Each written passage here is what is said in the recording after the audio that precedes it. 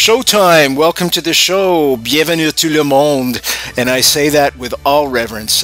You know, folks, in all sincerity, I am blessed to do this show because I get to talk to folks like we have tonight. A real, living, historical hero. And I say that with all full conviction. Folks, this man knew Churchill personally. He received orders from Churchill. He went behind the scenes in Nazi Germany at a time, folks, those that are of you that are out there are too young to remember to even know the armies of darkness were virtually knocking at our doors. We had no idea if we were going to survive it or not. Hitler's juggernaut was just going through country after country after country. Think about 9/11 for those of you that experienced that every day for 5 years. Yeah. Imagine the fortitude that it took, the courage, the pure courage it took on the part of all our fighting forces to battle Hitler's armies. Just let me read this off the back. I was little more than a boy when my beloved France fell to the Nazi invaders. But when Winston Churchill recruited me as a special secret agent shortly thereafter, my youth did not matter. All that mattered was my determination to rid Europe of the Nazi scourge. The next 4 years of my life were spent behind enemy lines, crisscrossing war-torn Europe as I went wherever duty called me, working in the shadows of that great conflict. I have saved lives. I have taken them. We're going to get to that too. That was my mission. I was a spy. This was my story. In war, ordinary men become soldiers. One extraordinary man became a hero. Churchill's secret agent, Max Ciampoli. Have I pronounced your last name correctly, my friend? Yes, you did. Merci beaucoup, vous êtes très gentil. Strap in and hang on. Don't go anywhere. This is real living history. A real life hero with us tonight. Here we go.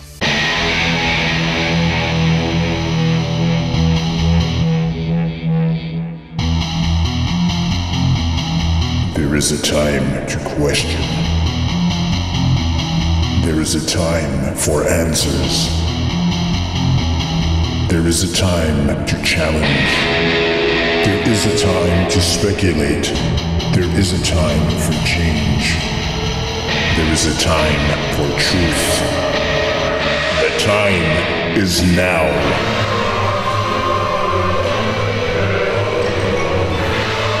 Welcome to Night Fright, your voice in the dark for paranormal and conspiracy radio.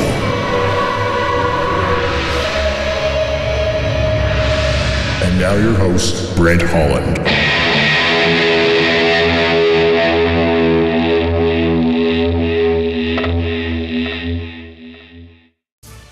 Welcome, welcome, one and all. I'm Brent Holland. Welcome to Night Fright. Tonight, folks, real living history. You don't want to miss this show. Sit in your comfy chair, get your feet up, get the coffee going, get the tea going, get a cognac going. I think that would just fit in perfectly tonight. Settle in the comfy chair. We're going to be talking with a real World War II hero. Max Ciampoli and Linda Ciampoli have a book out called Churchill's Secret Agent. This is a true story, folks. At a time when darkness was imminent everywhere in the world, there was a little speck of light, and that man is with us tonight. I am so proud to have you on the show, sir. I want to thank you from the bottom of my heart for your service to everybody in the world. Without folks like you, I shudder, I absolutely shudder to think of the consequences of not beating Hitler and the Nazi scourge of your right. Thank you for joining us tonight, and I want to welcome you both to the show. Thanks, Brent. Thanks. It is sincerely a pleasure. Now, you're born in France, obviously. Yes. Can you know, there's a lot of folks right now that are unaware of how there was a build-up towards the war, how the war became imminent. Can you walk us through maybe a year before the war started in France and what it was like for you living there? You were just a young man at the time, 18, 17. We knew then the war was imminent but we thought we were very strong with Maginot Line, and end up not to be so. It was vulnerable, and I did want to do something, and really inside of me, we're going to win. I know that we're going to win. We got defeated in a question of days. I didn't even know I was in a caserne in Grenoble. There's an encampment in Grenoble, and with my troop, and suddenly the signal. Then we have to reassemble on the square, and the general said, "I want to let you know the peace sign was in effect now," and it make me kind of I couldn't take it, and I said, he told them that France had lost. And his men hadn't even had the chance to fight. Even now that I'm talking about, it's all right there. But anyway. How many men did you have? 150? 175 under my command. And he felt they were well trained, ready to fight. They were anxious to fight. And he found that the munitions they had didn't even fit the arms. And so they were waiting for the right ammunition. And he felt that there had been infiltration into the factories, and that was on purpose. They got the wrong ammunition. Now, he can't prove that, but England was infiltrated. Certainly France must have been infiltrated by the Germans. And yeah, the morale was very low, because we were supposed to get the ammunition sent to us, and we know they didn't fit. And later on, I found out I was the 5th Holland invaders. Anyway, the situation was critical. He said, disperse, send your men anywhere they want to go, but don't stay around, because the Germans are going to come down and take you prisoner, or disappear anywhere you want. I told my men, go to Algeria, Morocco, or anywhere you want. And if you can get to England, go to England. Yeah, and at the time, myself, I didn't know what I was going to do, because I wanted to do something significant for. Folks, the book is called Churchill's Secret Agent. Our guests tonight are Max and Linda Ciampoli. Max was undercover. He was a covert operator. He was a spy. He was receiving orders directly from Churchill, Winston Churchill. Now, easy way to get this book, as always, folks, with every guest on the show, www.nightfrightshow.com. Click on the book cover associated with tonight's guest. That'll take you right to a spot where you can order the book from the comfort of your own home. Now, big difference with this book than a lot of our other guests, folks. Real living history. Max is a war hero from the Second World War, and I want to emphasize that, because nobody knew the outcome of the war, and he put his life on the line time and time and time again. And I'm going to thank him often and profoundly for doing that all through the show, and I would like everybody to do that as well. Let's go, Max. How did you meet Winston Churchill? I mean, wow, I'm getting goosebumps as I say that, and I'm not kidding. Winston Churchill. How did you get to meet him? It just happened when I was 3, 4, 5 years old. My tutor took me to my godfather, who lived close to Churchill when he came down to paint, because he loved France. And this is in the south of France, in Cap d'Antibes. And really, I didn't know who he was, but I know what he did for us. He gave us cookies. And I said, oh, the man with the cookies. He said, yes.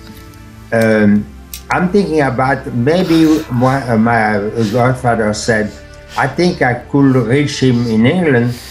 Let me try him. Oh, he tried him, he couldn't reach him. But the next day, Churchill called himself. And Churchill called back and returned the call. And he said, what, there's something wrong? He said, no, I have, do you remember the little Max who was in your garden and you give him cookies? He said, no, I don't know. Yes, you remember the little guy who was jumping all over. Oh, that one, yeah. And he told him about Max, and he told him that he spoke fluent German, he spoke fluent Italian. He had been raised by a colonel, a retired colonel of the Austrian cavalry, so he could ride beautifully. He knew how to ski expertly. He was a sharpshooter, and he also had a Jesuit education, which is some of the finest education you can get. And he was raised basically by the tutor and then by the Jesuits from the age of 7 to 14. He was in a monastery. They had 12 students maximum, and he was one of the 12. And that's where he took a course that was equivalent to an ROTC course, so he could eventually enter the military if he wanted to as an officer. So that was a great background. No kidding. Max, can you tell us about Churchill? Yes. Can you tell us your first impressions when you walked in the room? As much as you can. I mean, this is one of my biggest heroes, without question. He picked me up at the airport because I left from Portugal. And when I arrived in England, there was somebody there who introduced me to somebody else. I didn't speak English, and they all spoke a little French, I remember, and they took me to in a country and unload me in the front of the door, and I came in, and as I came in, I rang the doorbell, and a man came to open, and he said, "Oh, you're the little Max," and I said, "Yes." But you grow up since I don't remember you. I said to him, "Oh, I know because the minister just talked about it and he's waiting for you in his bureau, in his office." In his office. And yeah, and I came in and he was kind of stern. "Hi," speaking in French. Yeah, he was on the phone, and he said, "Hold on, just sit down." Very stern and different man than he became after we knew each other.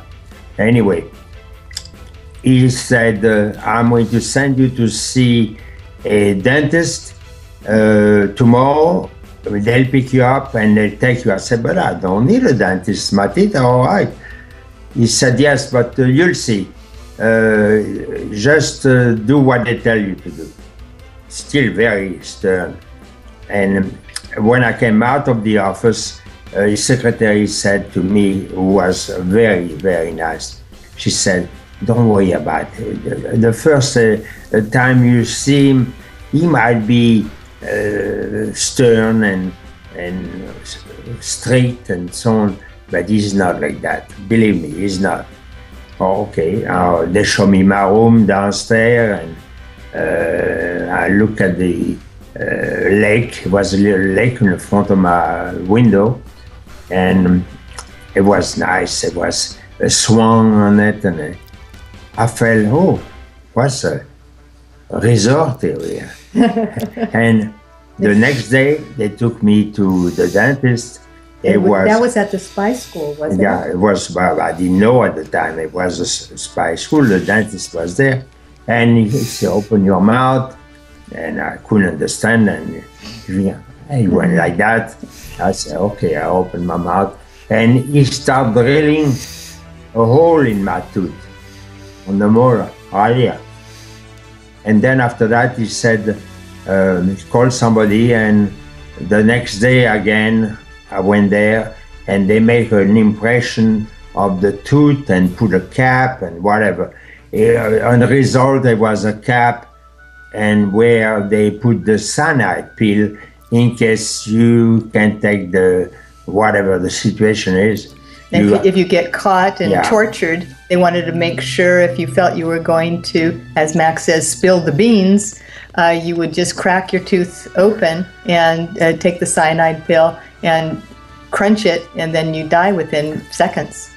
At the time, the training to take that cap off with my tongue was a task that I don't even want to talk about. It took me days where I find the way to pull like that, and on the way, one of the torture, I'll tell you this now because he's talking about now much later when he got captured. Yeah, that was one of my questions, but we can do that now. That's great. Sure. Yeah. Well, he was hit in the face, and it knocked the cap loose with a wet towel. So he had the pill wandering around his mouth, and he had to get it back up into the hole and get the cap back on. Yeah, and that was. And while he's being tortured, he's trying to get it back in.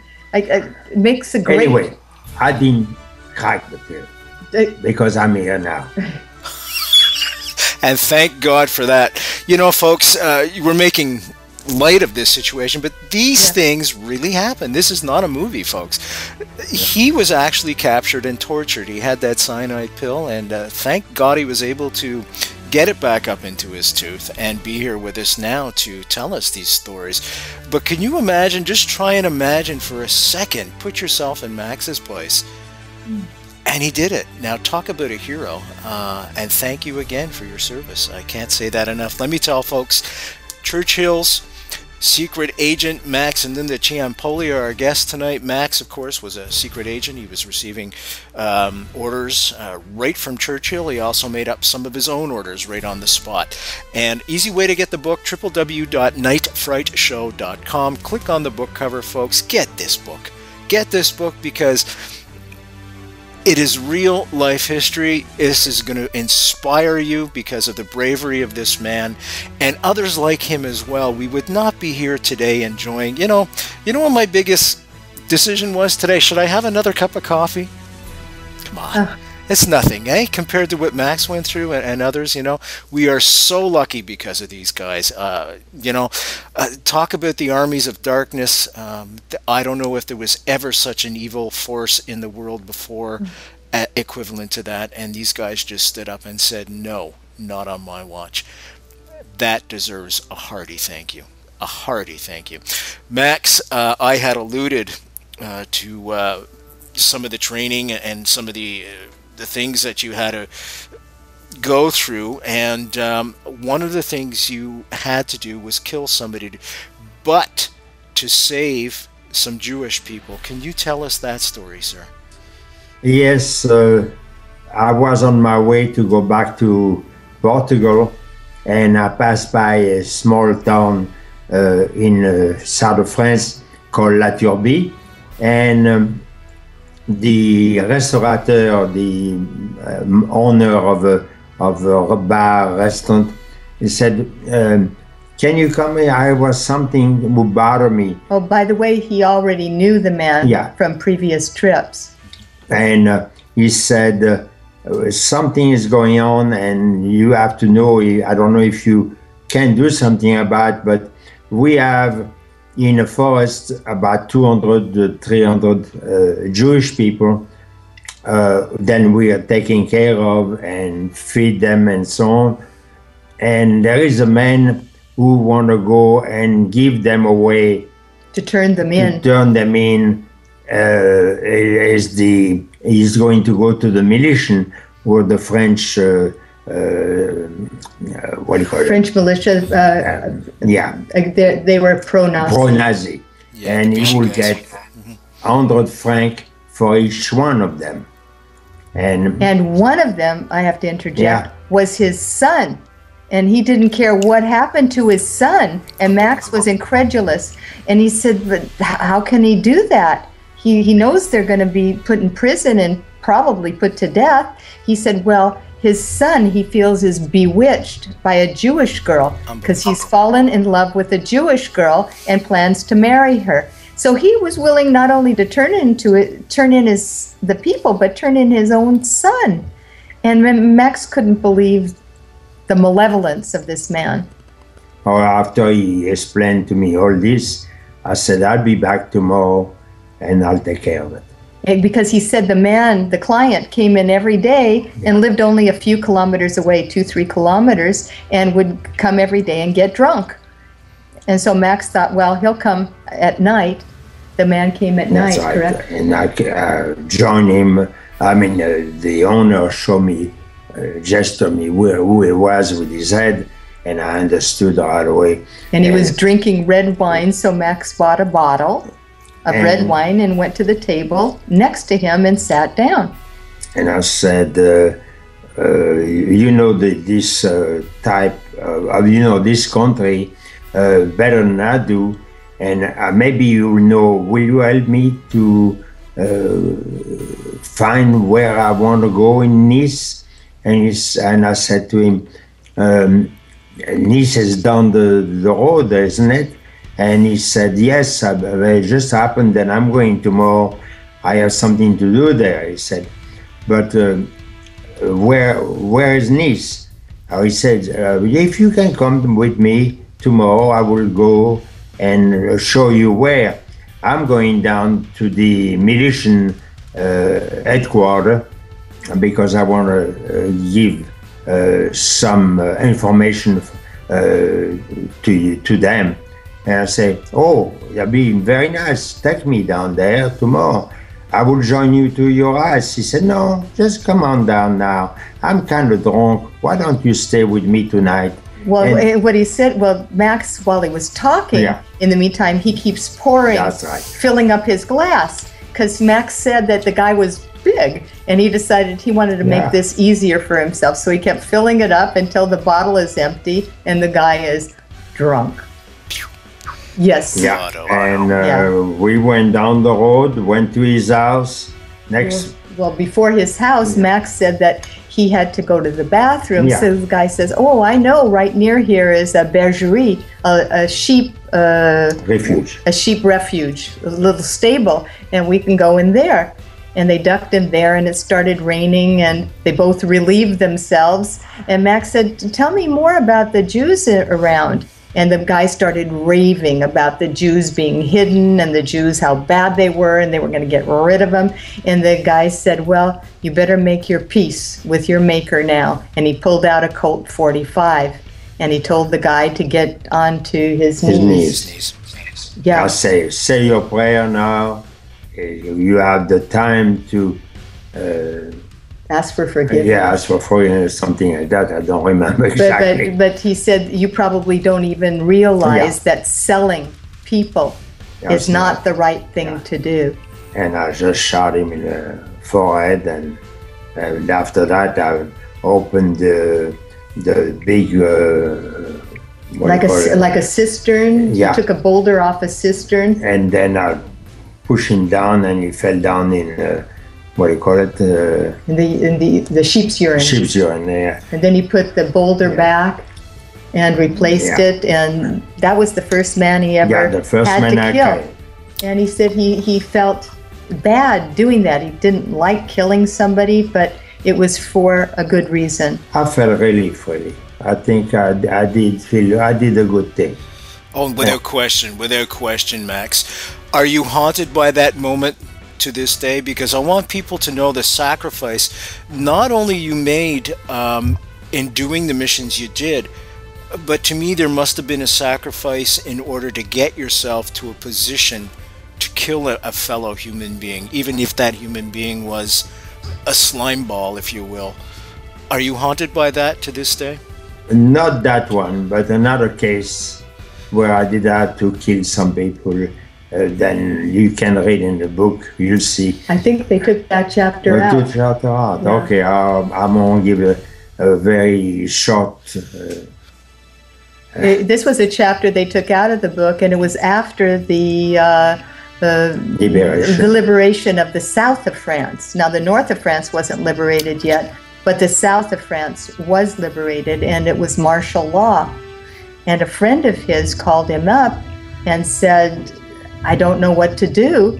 There's somebody who is threatening me. If I don't hire somebody in my motorcycle shop, he had a repair shop. Like a union starting taking place in different parts of France, just to create some jobs for themselves and others, and they were pushing to get somebody to hire those guys. And he told the guys that he would do it, but he couldn't afford to feed his family if he did. It was just a little mama and pop business, and he said he couldn't afford it, and they threatened him. And he called Max and he said, "I'm afraid for my family. What should I do?" And Max said, "Don't worry, I'll take care of it." And he took a couple of men and went to the union hall, if you will, and told them, "Hey, what are you doing? Who is the one in charge here? And what are you doing threatening my friend? He can't afford to hire anybody." And the guy said, "Oh, it was just talk. We just have to get jobs. Everybody is starving. We can't. There are no jobs. We just have to get jobs. So we push." And he said, "Well, stop pushing on this man." And the guy said, "Oh, no problem, we won't." No, I came back and I told him, I said, "Don't worry about it. It's all taken care of." I went back to my company unit, and a few days after that, another call came in through the office, and the commanding officer called me, and I went and see what it was. This is not cell phone, this is walkie-talkies. Yeah, and they didn't exist. She just said. And that you have a problem, take 2-3 men, 2-3 trucks, and fill them up with men. You're going to have to go down there and apply the... Well, first of all, you talked to him again, and he told you what happened. You're right. On the phone. You're right. Yeah, my wife knows it better than I do. I translated and wrote it, and I wrote it and rewrote it. I know it pretty well. And his friend calls him. Qu'est-ce qui était son nom? Levet. His name was Levet, Levet, and he said, Max, and he said, "They've killed my little boy." Yeah, they put a bayonet through the body of my little boy, and into crucify in the door of the garage. And when I heard that, I said to the commanding officer, he told me, take a few trucks and go over there and apply the law, the martial law now, put them on a square and kill them all. There were 11 of them. And when I arrived there, I said, this is too easy. Too easy for them to suffer so little, to just be shot. I want to make a mark in this thing. In the minds of the people. Yeah, on the mind of the people. Or I told the gendarme to go to each house of them and tell then I will come in, don't tell them what I'm going to do, but each family member should be there to witness this, except the children. And I went to one house and I took them out. Not me, but my man took them out and observed what's going to happen. And each member who was guilty was on his knee, and I went to each house and I killed one by one myself. Because to go to the square, it would have made no impression at all, except few people. Then the family will never forget. And after that, after the war, there was no union there. There was no more problem. And even now, I think, I don't know, but they will remember that. Real life history tonight, folks. It doesn't get any more real than this. This is the true story of Max Ciampoli. Max and Linda are gracious enough to be our guest tonight. The book is called Churchill's Secret Agent. I urge you all to get this book, folks. www.nightfrightshow.com. Click on tonight's guest book cover. That'll take you right to a spot where you can order the book from the comfort of your own home. Something that I guess was only a dream during the Second World War, was it, Max?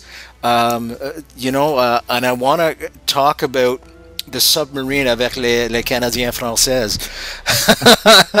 If you don't mind, can we talk about that? And the cramped quarters on the submarine. Well, I'll just let you tell the story and I'll ticker lock.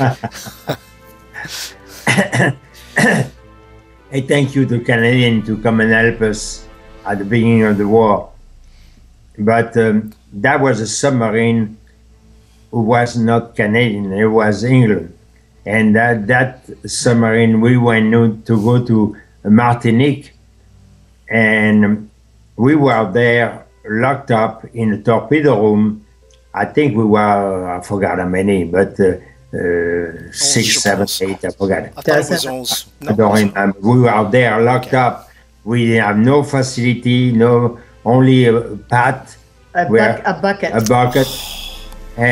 And the battery smell like dead rat.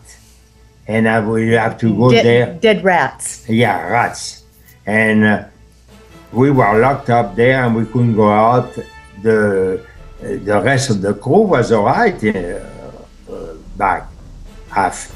Well, they could go up. They could do what they want. They could surface. And they surface at night, I'm sure, because the submarine run better at night, and during the day they go down and stay there. And us, we stay there too.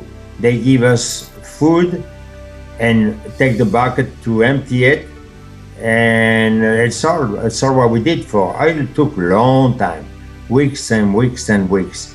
Finally, we arrived in Martinique, and we did what we have to do at that time.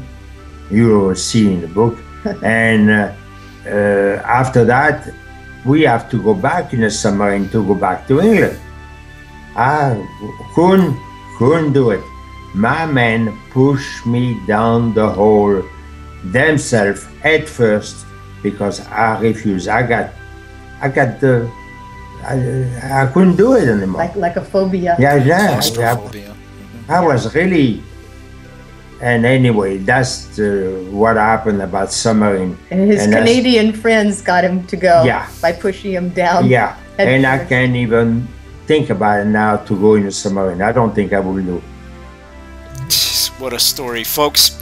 Churchill's secret agent, true life story of Max Ciampoli, right behind the lines in the heat of it all during the Second World War, fighting the Nazis. War hero, without question. www.nightfrightshow. Just click on the book cover. Our guest tonight is Max and Linda Ciampoli. Can we tell some more stories? I have a whole bunch of them here. Patton in North Africa. I apologize. Okay, that's Churchill again. He came with ideas.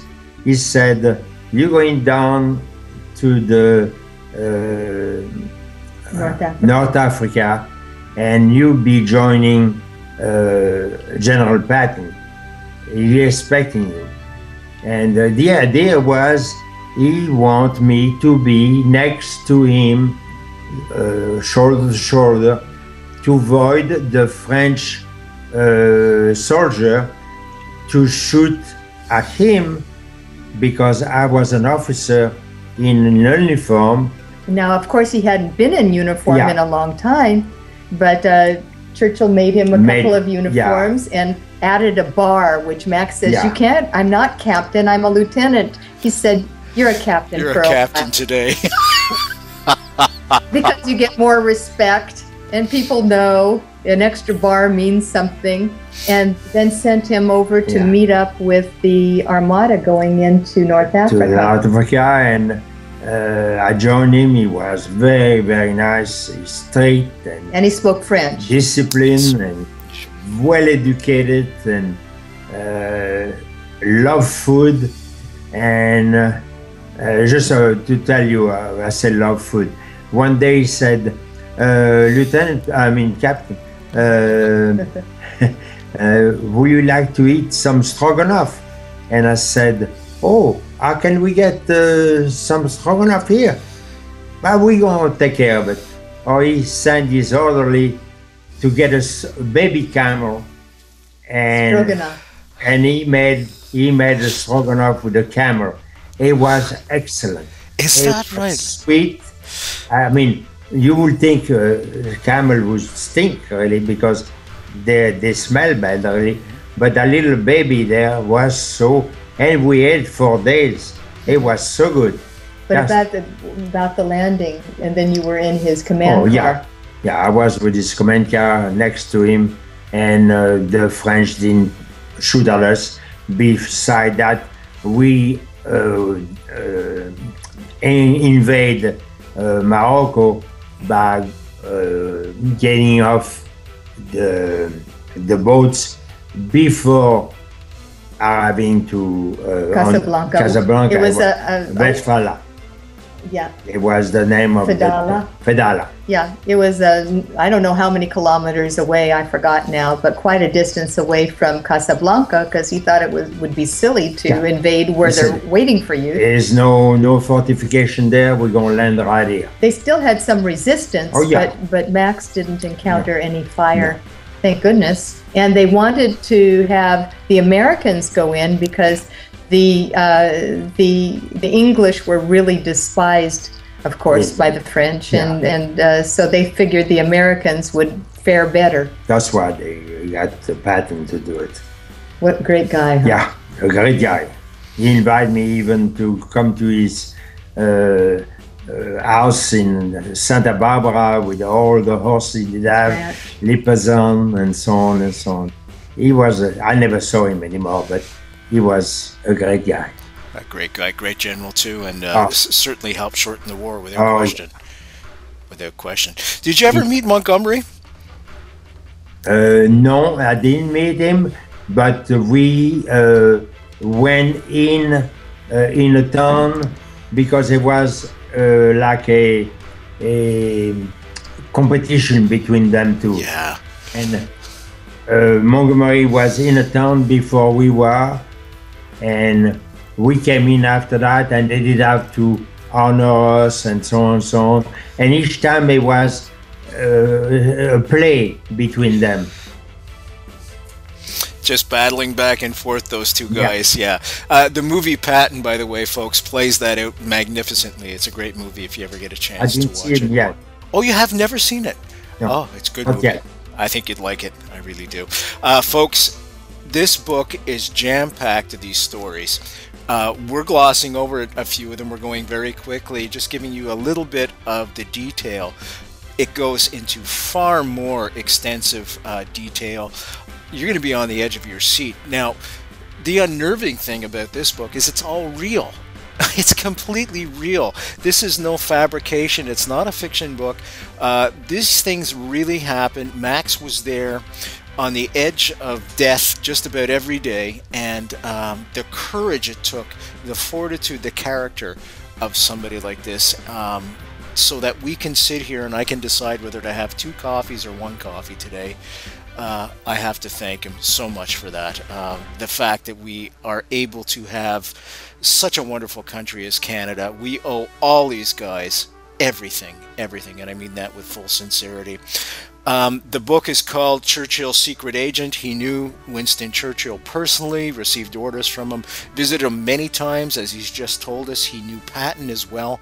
Again, this book is full of all these stories. Easy way to get the book, www.nightfrightshow.com, www.nightfrightshow.com. It's running across here right now.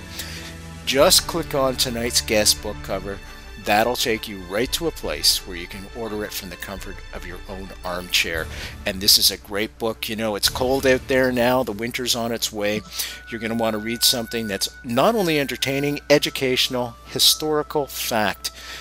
Relax in your comfy chair with the fire going. The kids are asleep, or the grandkids are asleep, or whatever. Relax. Read this book. True life hero, without question. Max, can we talk a little bit about towards the end of the war?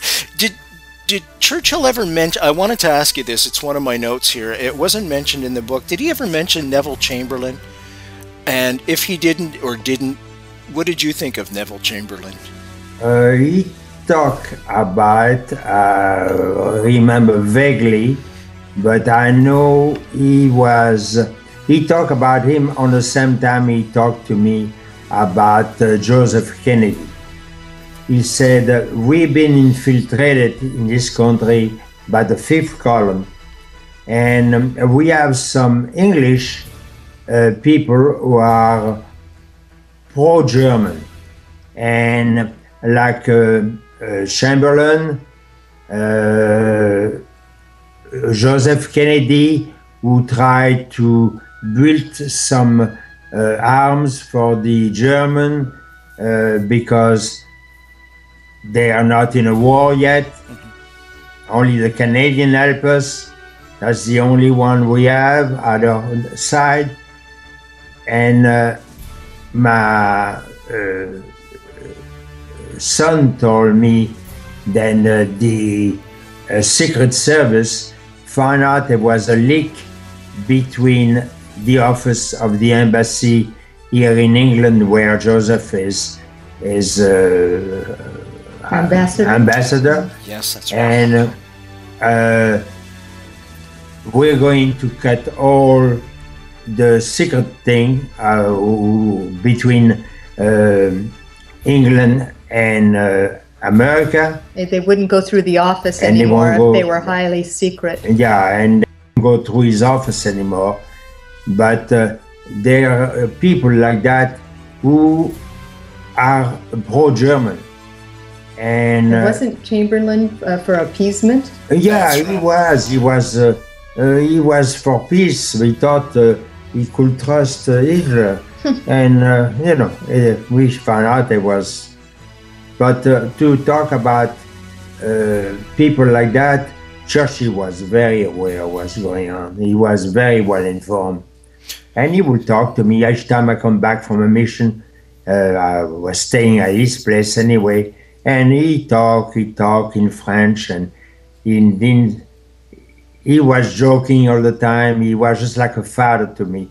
He would hold me in his arm and squeeze me and said, "Oh, mon petit, mon petit." He was. I even have tears in my eyes when I think about it now. Do you think that we would have won the war without him? No. That's why even now we need somebody like him. Yes. To save us. Somebody would speak his mind and not be worried about the political agendas and being correct politically and making everybody happy. We need somebody to speak his mind or her mind. And not appease and stand up and be strong. That's right. That's right. Yeah. I should tell folks, Joseph P. Kennedy, folks, is President Kennedy's dad, Bobby Kennedy's dad. He was ambassador during the war, the American ambassador in Britain, in England. And he wanted the United States to stay out of the war because he thought England was going to fall to Germany. And he thought the best bet would be for Britain to surrender, if you will. And if that had happened, that would have been it. I mean, that was the last stronghold. Would we have all been speaking? Would we have all been speaking German? I mean, well, I shudder to think what would have happened to all the Jews in the world, all the homosexuals, all the minorities. Anybody that Hitler didn't like would have been killed, and there would have been nobody left to stop him. And I shudder to think of that. So to have a fellow like Winston Churchill at the reins of power in the right time. But you know what? It's more than that. It's to have, I have relatives who fought in the Second World War too, and I look at them, they were just ordinary fellas like you and I. And they answered the call, and they stood up in the face of the most horrendous evil day in, day out. Now, I just want to try and give the younger folks that are listening right now an idea, getting a little bit emotional. You've probably all experienced a very uncomfortable situation in your life where you thought you were going to get in a fight, maybe a road rage incident or something like that. And you know how you shake and the whole world just seems to go topsy-turvy and you can't even focus you're just so nervous, you lose a sense of reality. These guys went through that every day, 24/7.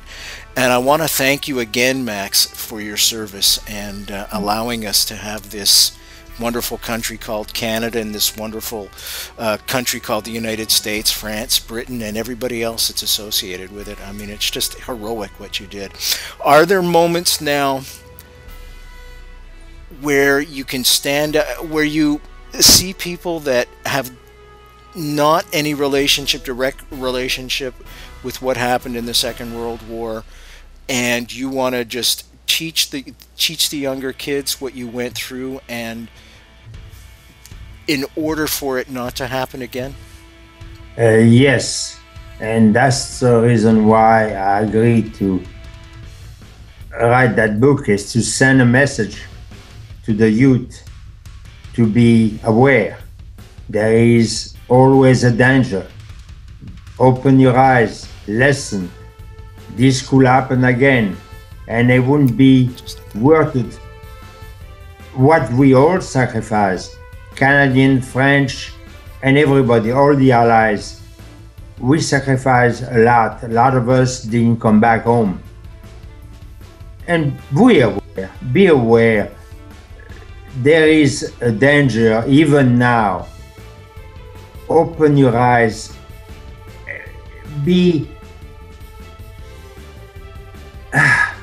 Can't even say it. Be watchful. Yeah. Be watchful. And, it's just, you know, France got their freedom back thanks to the underground. Yeah. They got their freedom back. But chances are, if we lose our freedom, our wonderful freedom and liberty. Yes. Yeah. And we take advantage, we take it for granted. Like you said, we have our second cup of coffee, yes or no, you know, but this is something that we're liable not to get back. If we lose our freedom, we may never get it back. Yes. And no that price to it. Yeah. No price can pay that. That freedom is like health. Your health is fine. If you don't have no freedom, please be aware. Be aware. I want to ask you a couple more questions. Max, what's your funniest memory of Winston Churchill? He was funny all the time. From morning to night, he was like he was such a delight. He would play a game with me. He would say something in French all the time. This is going to happen. You're going to have to go over there. And he would go, ha, ha, ha, ha, ha, ha. I got you. I mean, he liked to play jeux de mots. Yeah. You know, word games double entendres. And he loved to play with French. And Max said it seemed to relax him to speak French. When he come home, every time I saw him coming home, he come and see me right away and start talking French. And he was like a kid. Petit enfant. Max, how about your most strongest memory of Winston Churchill? Your most poignant memory, profound? Okay. When one day he came back from the office, the secretary said to me, he is very sad and he has tears in his eyes. And if you see him, don't say I say so, but he needs to relax. I went up from my room and I knocked at the door and I said, are you available? And he was on the phone. He said, his hand, he went like that all on. And he hung up and he said, yes, I have problem, Max. Didn't call me Max, really. He called me Mon Petit. At Saint Randolph in France, there is something very bad happened. And there is parents, Jewish family, and children who've been separate. The parents are already on their way to Poland to be exterminated, but the kids are in a camp in Drancy, next to Paris, and we have to do something. Randolph came back and he said he couldn't do nothing, he didn't know what to do. Do you have a way? I said, right away he came to me. I said, yes, I do. I knew the French minister of the empathy from the First War. He was the father of one of my friends in school. In Jesuit school. Jesuit school. And I said, yes, I know he will do something. I know what to do. Okay, can you leave now? He said, yeah. I said, yes, I'm ready.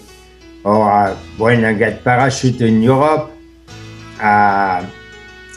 parachute in a safe place, and went to the youth camp. The youth camp, and talked with the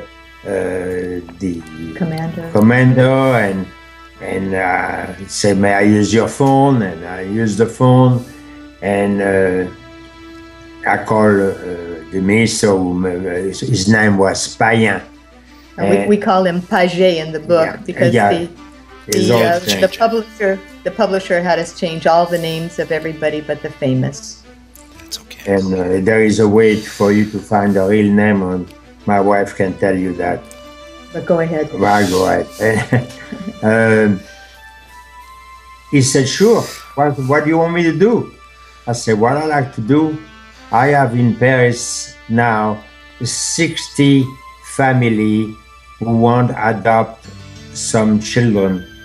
They are Jewish, but there is a lot more. There is thousands in Drancy. And we do something? Sure, tell me what to do. I said, what I like to do is for you to get some buses, and paint them green and white and red. Black. I'm confused.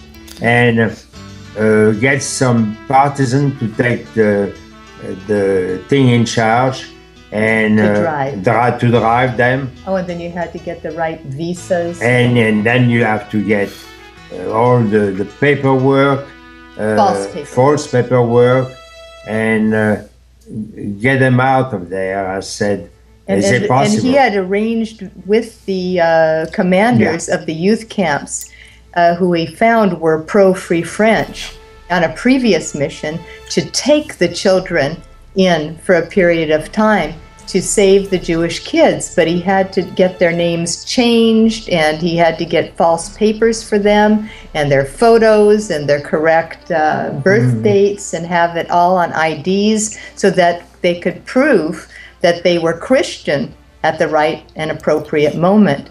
And so he arranged the process by which they could do that. He had a forger he was acquainted with, and he was able to put that whole thing in process. And once he put it in process, Payan was able to continue the process. Yeah, I didn't do nothing after that, except I went to the Vatican to get them some baptism certificate. Well, he had the idea to go to the Vatican because he had been baptized himself at the Vatican, and he thought that because of that, he would be afforded an audience with the Pope.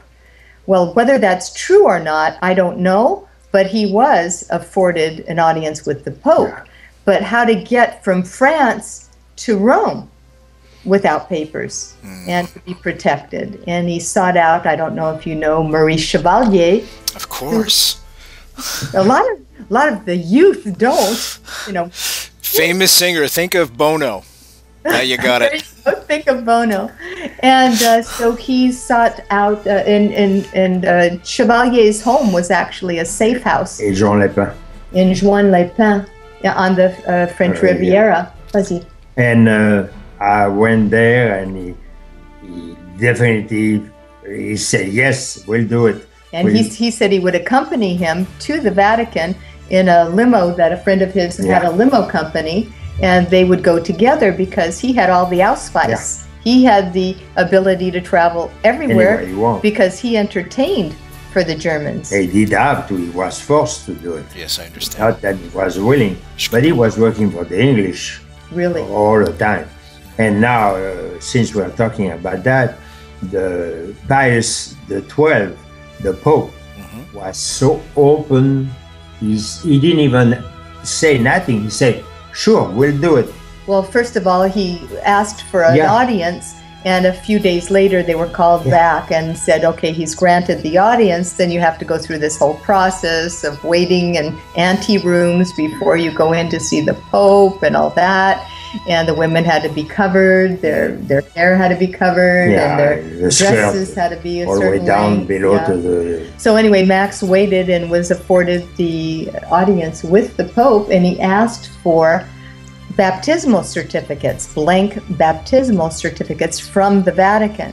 And the Vatican printers, the Pope agreed, would print them up. And this is thousands. And so they waited, he and Chevalier waited in Rome while they printed them up. And it was so wonderful that he granted that request. And this Pope, Pius XII, did have so many people who thought he was a pro-German, but his hands were tied up. He did have to do appeasement. Yeah. But he didn't even flinch an eye. He just said, "Sure, we'll do it." Wow. And I want to make that because just like we say all the Germans were bad, but if I'm here now, it's because the German underground, got me free from Compiègne, from the prison when I was hanged by the thumb. And on the different situation too. Yeah. Germans are not all bad. No, of course. Yes. Unless you've walked in the person's shoes, you don't know what's going on. That's a very and if it weren't for the Germans, Max would be dead. Yeah. Understood. Yep. We're going to have to start to wrap up now, but I have thoroughly, I can't believe an hour has gone by. I'm looking at the already. time. It's a joy to talk to you. Oh, no, it was, trust me, it was my sincerest pleasure. I have enjoyed this. I can't even put it into words. Vive le Canada. Vive le Canada. Vive le Ciampoli. I want to thank you again, both of you, from the bottom of my heart, for doing your service, Max, and for you, Linda, for writing the book. And once again, folks, Churchill's secret agent. In war, ordinary men become soldiers. One extraordinary man became a hero, and that man is right here with us tonight, Max Ciampoli. Thank you. God bless you both. God bless you too. And you. Thank you. I'm Brent Holland from Night Fright. See you next time.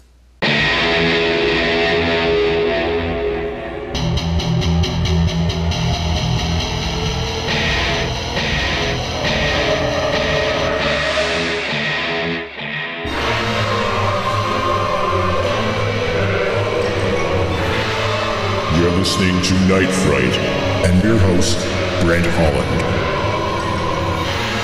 The time is now. Your voice in the dark for paranormal and conspiracy radio.